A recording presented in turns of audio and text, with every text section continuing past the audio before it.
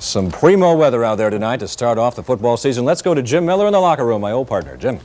Thank you very much, Victor, and good evening, everyone. From the locker room, Jim Miller saying welcome to our first scoreboard show of 1987 as we bring back high school football to northeastern and central Pennsylvania.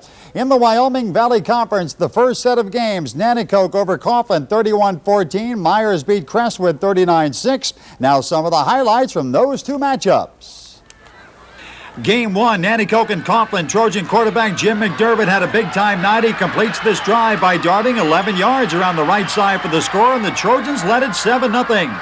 The Crusaders roared right back on the ensuing drive. They went up top as Russ Mashinsky finds Roland Cottrell with a 63-yard touchdown pass down the right sideline. The extra point was no good, and Nanticoke still had the lead by a point, 7-6. Just before the half, Nanticoke came back. McDermott rolls to his left and puts the pass right on the money. 26 yards to Mike Zubritsky in the corner of the end zone. The Grand lead at halftime. They went on to roll 31-14. Game two, Crestwood at Myers. Mohawks leading 26-0 in the third quarter behind the Ismail brothers. This touchdown by the Rocket from 16 yards out was called back. A special visitor at tonight's game, a dog with a free pass, came on the field to prove once again that man is indeed his best friend. The Mohawks also used the passing game to score tonight. Quarterback Jeff Namey finds Tom Richards on 4th and 3 from the 21. Myers continued to pull away, leading Crestwood 33-0. The Rocket iced the game in the final quarter tonight. He scores from 42 yards out as Myers opens up with a very impressive victory tonight over Crestwood in Memorial Stadium. And another conference action tonight. Wyoming area beat Hazelden 12-6. Tunkhannock knocked off Valley West 7-6. Andy Mahalsey covered this doubleheader and files this highlight report. The Wyoming area Warriors wanted to give new head coach Frank Pera a notch in the win column, but that wouldn't be easy. The Mountaineer passing attack of Scott Shamani to Paul Holloman kept their offense moving. The Warriors countered with runs like this one by Larry Udiski to get them into the end zone. Hard hits like this kept the score close, with the Warriors winning 12-6. Our second game features two teams that should go pretty far this year, the Spartans of Wyoming Valley West and the Tigers of Tunkhannock. Crushing defense was the theme of this one. The Tigers were not to be outdone, stopping the Spartan attack. Passing like this from Joe Blannett to Steve Salis helped the Spartans get points on the board. The Tigers countered with their own aerial attack, Mike Voorhees to Rich Clark. With the score 7-6, 3 seconds left, Tunkhannock in the lead, the Spartans' hopes fell to the ground. Andy Mahalchik, Eyewitness Sports Nightcast. We now turn our attention to games involving teams from the Big 11 Conference and the Scranton area tonight. The first one up, West Scranton over Central 15-14. It was Old Forge over Susquehanna 46-6. Sid Michaels covered the action and tells us what happened. Game number one was the debut of Old Forge in the Suburban Conference, and they scored on their first possession. Brian Farrell from the one. They missed the extra point. It was 6-0 Blue Devils. After a Susquehanna fumble, the Devils scored again moments later. Quarterback Mondo Salavante on the keeper. This time a two-point conversion made it 14-0. The Sabres fumbled again on the ensuing kickoff, setting up Dino Nalashi's 14-yard sweep with 2:50 left in the first period. Suddenly, the Devils were up 20-0. Old Forge would get still another before the first period ended. Salavante intercepts this pass and goes 35 yards for the touchdown. Old Forge opens its Suburban League season, convincing winners over Susquehanna. There was also a debut at Memorial Stadium tonight where West Scranton played Scranton Central. It was the first game for Cy Duahi as head coach of the Golden Eagles. Down 7-6 in the third period, Central's Chris Lane capped a 13-play, 47-yard drive, going 13 yards for the score. A two-point conversion gave Central a 14-7 lead with 5.5 left in the game. West answered with an 11-play, 63-yard drive. Peter Iacovazzi goes to Todd Beckwith, who makes a one-handed catch in the end zone. It was 14-13 Central with just 29 seconds left. West lined up for the two-point try, and Iacovazzi lobbed one to 6'5" Jerry Camp. He made the game-winning reception, sending the Invaders and their fans into a frenzy. The thing we came out of it with, I think we grew up a little, Sid, and the kids showed a lot of West Side character, and I'm happy with that. Sid Michaels, Eyewitness Sports Nightcast. For the 6th consecutive year, we continue our coverage of high school football in the Williamsport area tonight and in tonight's Twin Bills. South Williamsport over Warrior Run 14-13. Montoursville won their game 20-0. Scott Masteller covered the action and files this report from our bureau in Williamsport. In second quarter action, Warrior Run will capitalize on a South Williamsport mistake. Tim Michael comes up with a fumble by the Mounties' Jason Jean. 2 plays later, 2nd and 5. Chris Higgins, he's going to fumble the ball, but Warrior Run quarterback Tim Cook will be in the right place, and he gets the recovery, setting up a 1st and goal at the South Williamsport 5-yard line. 4:10 left in the first half. Quarterback Tim Cook surprises everybody. He bootlegs left for the touchdown. Warrior Run led South Williamsport 7-0 at halftime. In our second game tonight, we're in Montoursville, where the Warriors open up their 1987 campaign against Shikellamy. And this year, the Warriors welcome a new coach. Jim Bergman takes over for Chuck Bowman. Shikellamy threatened in the second half. 4th down and 5 to go. Quarterback Chris Ritmer rolls right, and he hits Brian Ziegler for a big 1st down for the Shikellamy Braves. 3 plays later, though, the Warriors dodge the big bullet in this ball game. It looks like Shikelamy's going in for a touchdown, but Chris Guffertes is in the right place at the right time and recovers a fumble in the end zone. Early in the 4th quarter, the Warriors get their offense in gear. Quarterback Mike Ward completes this pass to Rusty Raymond for a Warrior 1st down. And then 2 plays later, 1st and goal, Steve Sauter gets the call and scores to increase Montoursville's lead to 20 points. Reporting from Williamsport, Scott Masteller, Eyewitness Sports. We continue our own form of expansion tonight, featuring teams on a regular basis from Monroe County, utilizing the services of our new Monroe County Bureau based in Stroudsburg. The Monroe County scoreboard tonight, the home opener, Whitehall beat Stroudsburg 3-0. Dave Moulton covered the action and tells us what happened. Opening week in the Poconos produced a classic matchup. Stroudsburg versus Whitehall, a rematch of last year's District 11 final in which the Zephyrs beat the Mountaineers 20-14. On the opening drive, Stroudsburg looked dominant, running off 11 plays and marching inside the Zephyr 25-yard line before they were turned away on a 4th down play. Whitehall regrouped, got their offense going, and early in the second quarter used a flea flicker to perfection as Rod Nomi hauls in this 30-yard pass play, which put the offense in scoring position. A few plays later, with 4th and goal on the 7, Mike Cochran boots it through from 24 yards out, and Whitehall leads it 3-0. At the end of the half, the Zephyrs got close again, but as time was running out, this 35-yard field goal attempt missed badly to the left, and the score remained 3-0. The second half produced more of the same, with each team looking for that one big break. No one got it, and Whitehall hung on to win it 3-0. In Monroe County, I'm Dave Moulton, Eyewitness Sports. Now here's a look at scores from other games played throughout the area tonight, and as always, we sincerely hope that your favorite team won.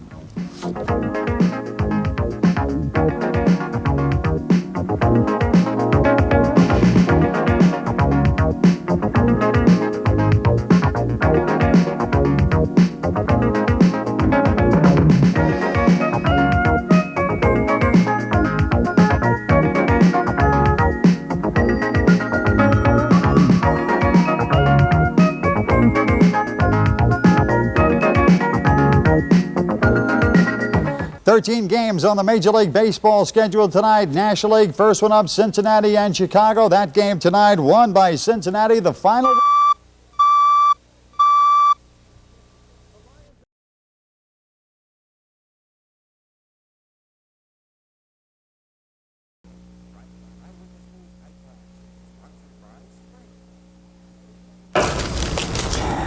Good evening, everyone, from the locker room. This is Jim Miller along with Sid Michaels saying welcome to week number 9 of local high school football. Tonight was highlighted by the Bulldogs of Berwick going for their 9th consecutive win and the showdown between Wyoming area and Dunmore. Sid? Jim, in that Wyoming area Dunmore game, the Bucks trying to stay unbeaten, but it was important for Wyoming area because they were still in the hunt for a conference championship and a wild card playoff berth. First, let's check the scoreboard. We have a Big 11 game first. There you see it's Scranton Prep over Valley View. Prep gets back into the picture for a B playoff spot. Dunmore defeats Wyoming area to stay unbeaten 42-16. And North Pocono shuts out Riverside tonight 21-0. Now highlights from those 3 games. Game number 1, Wyoming area becomes the first team this year to take the lead on Dunmore. Joe DeLuca fields the punt at the 20-yard line.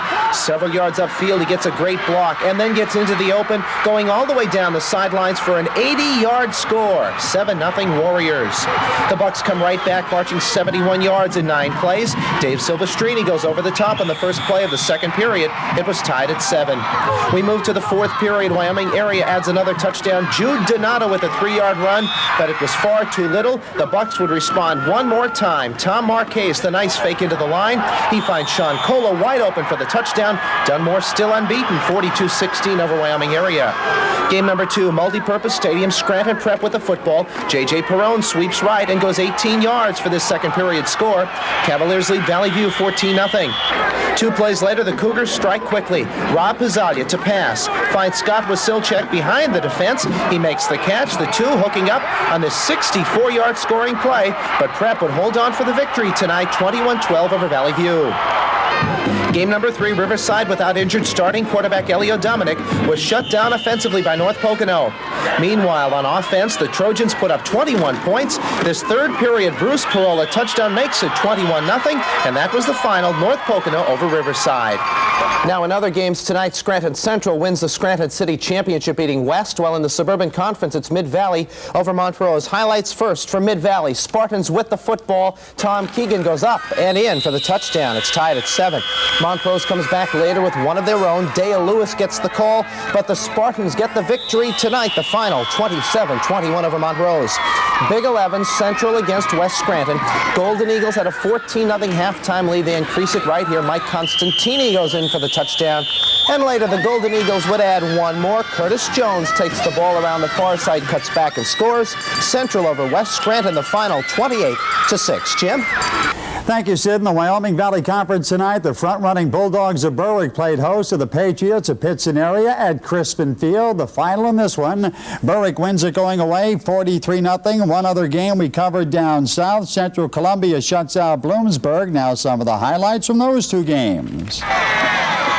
First quarter action, the Bulldogs take the lead as Joe Kelchner sneaks over from the 1-yard line, and Berwick led Pittston area 7-0. Later in the quarter, the Bulldog ground attack continues as Kevin Wodashik on the draw play would rip 18 yards and dive in for the score, and Berwick led Pittston area 15-0. The Berwick defense then goes to work on the next series as Marty Forrest steps in front of this Pittston area pass at the 38-yard line, and on the move he is gone.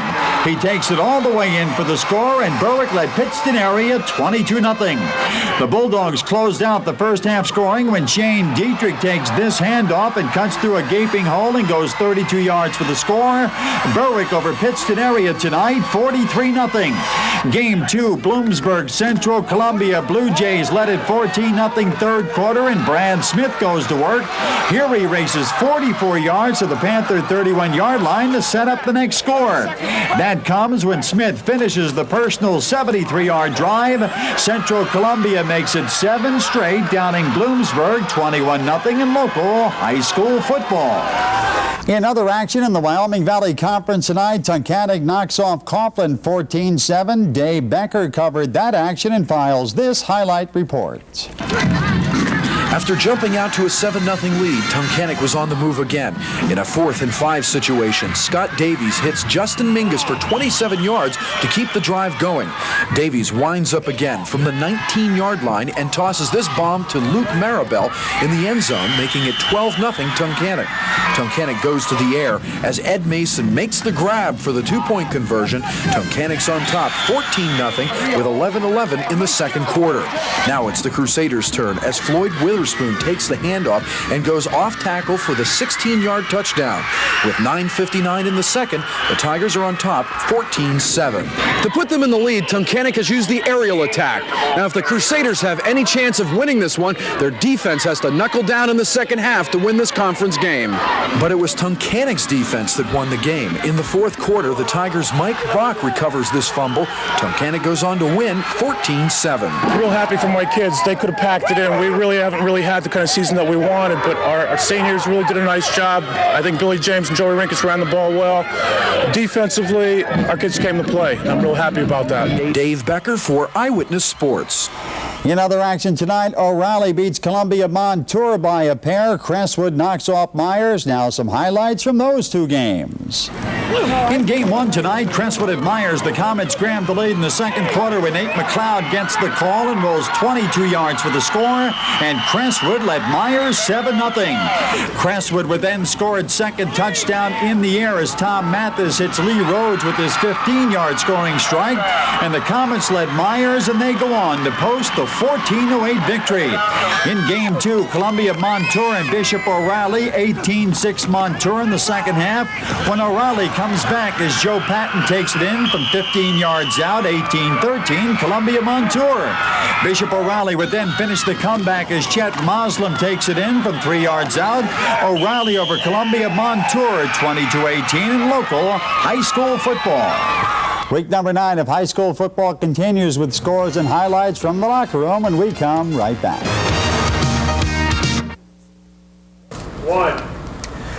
Welcome back to the High School Scoreboard Show from the locker room. It's week number 9 of local high school football. Let's turn now to our weekly report from the Williamsport area and check out the scores. It was South Williamsport defeating Loyalsock tonight. The final was 28-6. One other score there, Montoursville defeated Sealands Grove 28-13. Jim?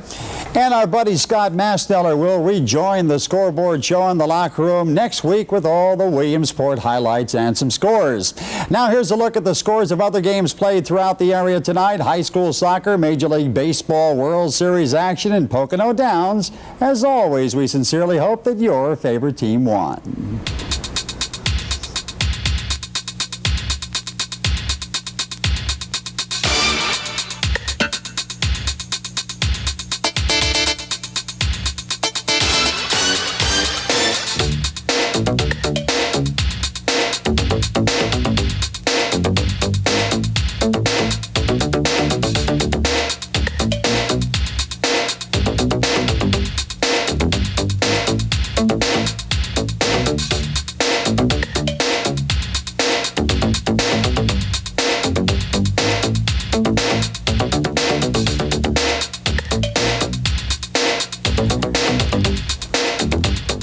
The Wyoming Valley Conference Soccer Championship was on the line this afternoon when the Mountaineers of Dallas took on the Comets of Abington Heights. Tremendous game today.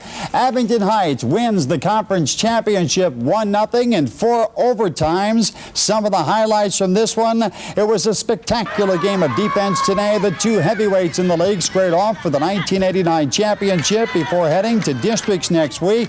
Again, Abington Heights wins it 1-0, 4 overtimes, and a shootout. Sid? Major college football tomorrow afternoon. The Lions of Penn State host Alabama before a national television audience and a sellout crowd. Kickoff at 2:30. Alabama undefeated, number 6 in the nation. Penn State 5-1, ranked 14th. Also tomorrow, Pitt at top-ranked Notre Dame. Jim? Thank you, Sid. It's going to be Wilkes tomorrow afternoon. World Series 13-3 Oakland. We thank you for watching, and Vic returns with more news in just a moment.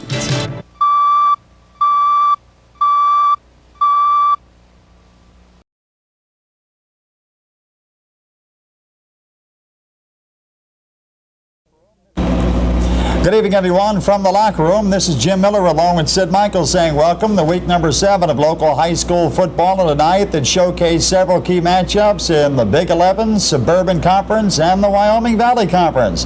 5 games, Big 11, Suburban Conference tonight. For those scores and highlights, we bring in Sid Michaels. Sid? Jim, thank you. Mid-Valley and Carbondale area, the big one in the Suburban Conference, and Mid-Valley all but wraps up the title there tonight. Let's go to the scoreboard and check out tonight's scores. First in the Big 11, Scranton Central shuts out Riverside.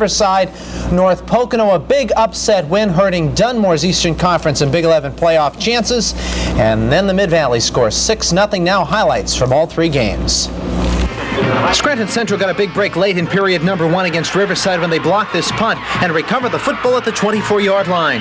On 2nd and 6 from the 20, quarterback Brian Walsh runs the option. He keeps and moves the football 14 yards to the Vikings' 4-yard line. And 4 plays later, early in the second, Bill Ritter goes in. Central over Riverside, 13-0. At Dunmore, the Bucks capped a 12-play, 52-yard second period drive with Dave Silvestrini's touchdown to tie the game at 6. But North Pocono comes up with a second-half field goal to upset set. The Bucks just a second loss of the season for Dunmore. To Mid-Valley, where the game was scoreless in the second half. Twice the Spartans would move inside the Carbondale area at 25, but were turned away. In the fourth, this Carbondale area punt is taken by Jason Kuzo. He turns it upfield, tries to cut back, almost gets an opening, finally being brought down at the Chargers' 38-yard line. 4 plays later, 4th and 5, it's Kuzo again. Nearly breaks it again. He's finally dragged down, this time at the 17-yard line.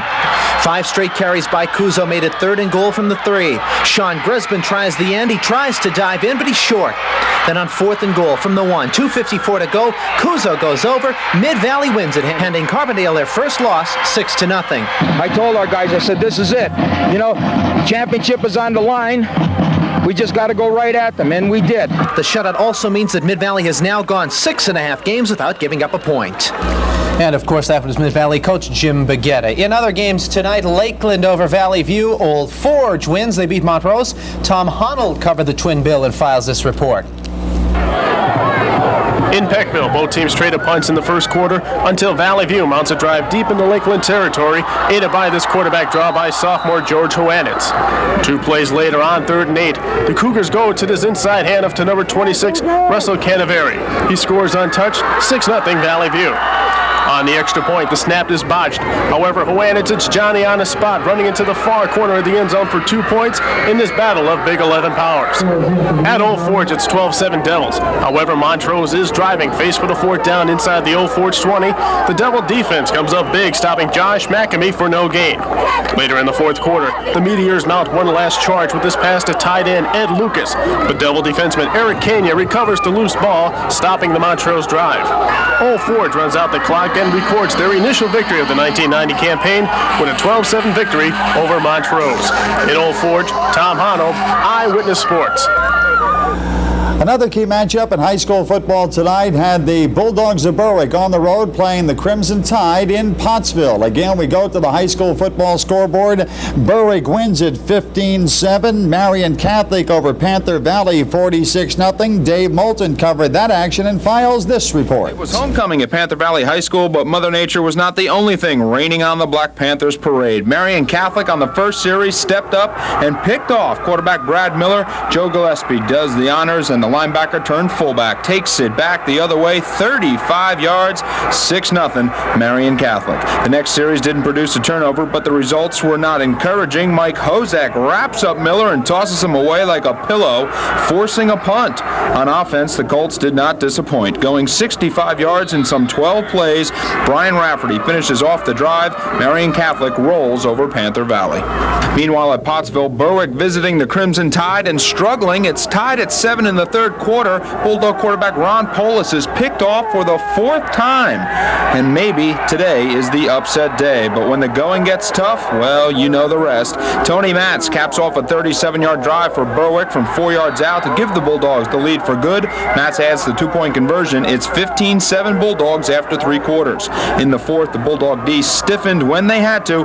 Berwick still has not lost a regular season game in Pennsylvania since 1987. In Schuylkill County, I'm Dave Moulton, Eyewitness Sports. 5 other games on tap in the Wyoming Valley Conference race tonight. Again, we go to the high school football scoreboard. Wyoming area knocks off Hazleton. Pittston area shuts out Tunkhannock. Nanticoke shuts out Bishop Hoban 39-0. Valley West over Myers 19-7. Coughlin rolls over GAR. Now the highlights from 3 of those games. Tonight as Brian Krusak picks up a key first down on the opening drive of the game. Then quarterback Len Charnecki in trouble on the scramble, gets a key block down the left side and rolls 17 yards, and Nanticoke was in range. 4 plays later, Sean Ribnack gets the call. He would raise 23 yards for the score, and Nanticoke was in control and leading Bishop Hoban 7-0. Game 2 tonight, Valley West at Myers. The Mohawks defense came through. Valley West goes to the air, and they are picked off by the Myers secondary, and the 10-yard return had Myers on the 39 with time running out in the first half. The pass over the middle in the hurry-up offense to Suleiman Ismail for 16 yards in the first down, but the Valley West defense rose to the challenge and sacked the Mohawk quarterback as the first half ended scoreless. At Plains Memorial Stadium, it was the Joe O'Donnell show tonight. He had 230 yards midway through the third quarter and would have had more, but this 59-yard run for a touchdown was called back by a clipping penalty. Then on the next series, O'Donnell would not be denied. He gets the call, and this time races 63 yards for the score. Coughlin goes on to knock off the Grenadiers of GAR tonight in local high school football. And we'll have more scores and highlights from the locker room on week number 7 following this important message. Welcome back to week number 7 of high school football. Let's go right to our weekly doubleheader from Williamsport and check out the scores. Hughesville shuts out South Williamsport. Muncie over Loyalsock. Scott Mesteller cover the action. Here's his report. Game 1 tonight features the Hughesville Spartans hosting the South Williamsport Mounties. The Spartans, playing their best football in recent years, go to work in the first quarter. Todd Medler hands off left side to senior Arlo Reese. He breaks out for a big gain, setting up the Spartans in scoring position. 3 plays later, Reese gets the call again. He'll take it in the end zone to give Hughesville a 6-0 lead. The Spartans keep the pressure on South Williamsport. Medler now hands off to senior David O'Connor, who goes into the end zone. Hughesville defeats South Williamsport 26-0. Game number 2, the Lancers of Loyalsock visit the Indians of Muncie. Third quarter action, we pick it up. The Indians get a big play from senior tailback Stacy Fry. He finds room and breaks out left side. He'll take the ball 63 yards on third down for the Indians' second touchdown of the game. Muncie led Loyalsock 14-0. The Lancers, though, come back and get on the scoreboard in the fourth quarter. Quarterback Greg Newbold rolls right. He'll find Don Hare for the touchdown, but it won't be enough. The 2-point conversion was good, but Muncie had too much as they defeat Loyalsock 20-8. Reporting from Williamsport, Scott Mesteller, Eyewitness Sports.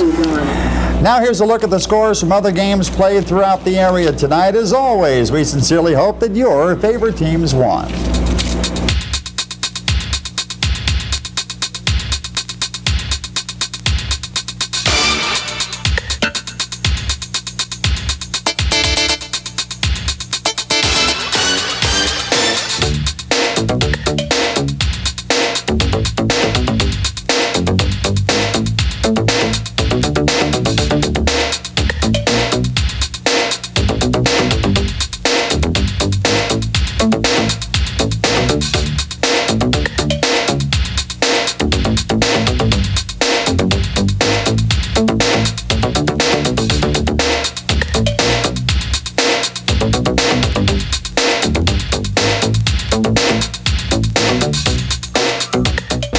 Let's check out the last out of the ball game tonight with a man on, 2 outs, 9th inning. That is it. Randy Myers strikes out Don Slott. Cincinnati beats the Pirates. They open the World Series against Oakland on Tuesday. Jim?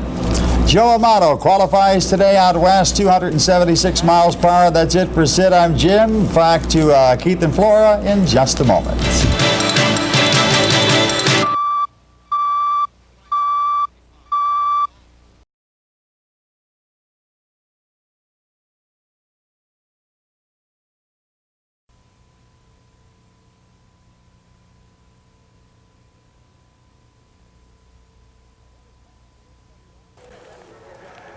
A very pleasant good evening, everyone, from Cashman Field in Las Vegas, Nevada. This is Jim Miller saying welcome to a live satellite edition of the Red Barons Dugout Show and the 1990 AAA Alliance All-Star Baseball Game. So this dream season for Penn State ends 1 win short of an NIT championship. But these players can still hold their heads high knowing that they've won more games than any team in one season in Penn State history. At Madison Square Garden, I'm Sid Michaels, Eyewitness Sports. So again, if the players accept the owner's proposals tomorrow afternoon, spring training baseball camps will be in full gear on Tuesday. From the Carpenter Sports Complex in Clearwater, Florida, this is Jim Miller reporting via satellite for Eyewitness Sports. Ken Howell will go for the Phillies, John Tudor for the Cardinals. We'll have a report on pregame festivities and highlights tonight at 11. At Veterans Stadium in Philadelphia, I'm Sid Michaels, Eyewitness Sports. So in a room filled with the sea of reporters, the Rocket comes away content as he finishes 305 votes behind Ty Detmer in the race for the 1990 Heisman Trophy. From the Downtown Athletic Club in New York, this is Jim Miller, Eyewitness Sports. Some of basketball's greats have called the Boston Garden home. And now Ashley's Dave Popson, too, is one of the elite who can say that he had a chance to play on this legendary parquet floor. At the Boston Garden, I'm Sid Michaels, Eyewitness Sports.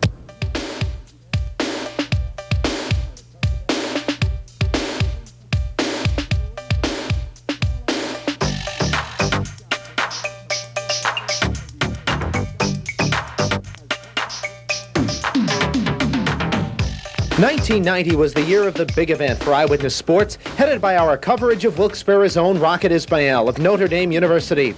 We were there when Rocket came home from his MVP performance on New Year's Day in the Orange Bowl. It was a good one, you know, coming back to Miami and having a victory instead of a loss. It was fun. We enjoyed ourselves. WBRE made several trips to South Bend, Indiana, and one of our live half-hour specials came from the Notre Dame pep rally the night before the Irish were to play Penn State. We previewed Ismail's chances for the Heisman Trophy the night before the award was handed out in December with a half-hour special. And then we were at the Downtown Athletic Club in New York City when it was announced that the Rocket finished second in the voting. The week leading up to this was kind of hard because that's all you heard about the entire time. But when we came here and actually were here and hanging out with Eric Bieniemy and Sean Moore, we really didn't feel any of it because we had a good time. The area's AAA baseball team also got a good share of airtime, from spring training where Jim Miller filed satellite reports to the regular season in our Red Barons Dugout Show. WBRE is the only station in the country to feature a AAA baseball club in a half-hour show on a regular basis. And we highlighted that coverage with a live special from the All-Star Game in Las Vegas. How's it feel to be back again? Oh, it's a great pleasure, and I'm really honored to be here and to represent Scranton Wilkes-Barre. And I'm just really excited to get a chance to come out here to Las Vegas for the first time, too. WBRE also featured the Philadelphia Phillies in our sportscasts, from their annual trip to northeastern Pennsylvania with the Phillies Caravan, to spring training, to the regular season at Veterans Stadium. We were there on opening night. The Phillies finally came home tonight after 3 games in Chicago. They brought the sunshine with them, and in just about an hour, they'll get set to play the St. Louis Cardinals here at the Vet. WBRE also brought viewers spring training reports from Clearwater, Florida, where the teams were delayed by a preseason lockout by owners. Spring training disruption was painful to some people, but certainly not as painful as if we had gone into a strike situation in the middle of the year. So the lockout pressure did help, did work, and we got an agreement we can live with financially. Eyewitness Sports featured motorsports on a regular basis, from the 2 500-mile NASCAR events at Long Pond's Pocono International Speedway, where we had trackside reports and a half-hour special previewing the 2 events. Hi, I'm Sid Michaels. For the next half hour, we'll take a look at the NASCAR Winston Cup season up to this point. We'll talk with defending driving champion Rusty Wallace and other drivers. We'll also profile Berwick's Jimmy Spencer. And we'll take a look at this Sunday's upcoming 500-mile race here at Pocono International Raceway in Long Pond. WBRE covered IndyCar racing from Nazareth, local Sports Car Club of America racing when former Chicago Bears running back Walter Payton took part.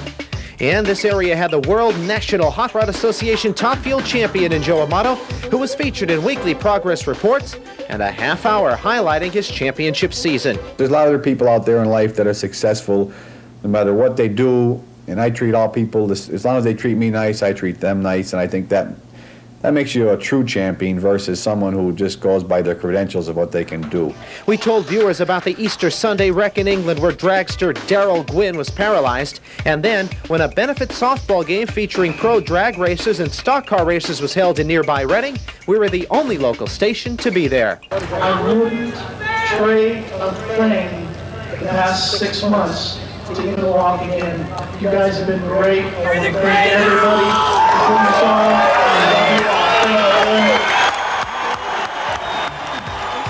When local athletes made it big time, WBRE brought the story home. There was Dave Pompson, a member of the Boston Celtics. Naval Academy football coach George Chomp. Pitt defensive lineman Mark Spindler, chosen by the Detroit Lions on draft day. Ted Treba, now a member of the PGA Golf Tour. Montoursville's Mike Musita made his professional pitching debut at the Baltimore Orioles organization, and we were there. We were also there when Frank Bauer, who went to Lafayette University and was trying for a free agent quarterback spot with the Super Bowl champion New York Giants. He was the subject of a 3-part series on WBRE. We also featured a couple of local players now in the NFL, Philadelphia Eagles lineman Ron Solt and middle linebacker of the Washington Redskins, Greg Minuski. In football season, we previewed both high school and local college teams with 30-minute specials. I'm Sid Michaels. And I'm Jim Miller. Join us next for College Football 1990. Well, there it is, our high school football preview going into 1990. Once again, we invite you to join us every Friday night throughout the season for the scores and all the highlights from the locker room. We brought viewers the announcement when Penn State decided they would enter the Big Ten Conference. Penn State is delighted by today's Council of 10 vote, formally to admit the university to the Big Ten Conference.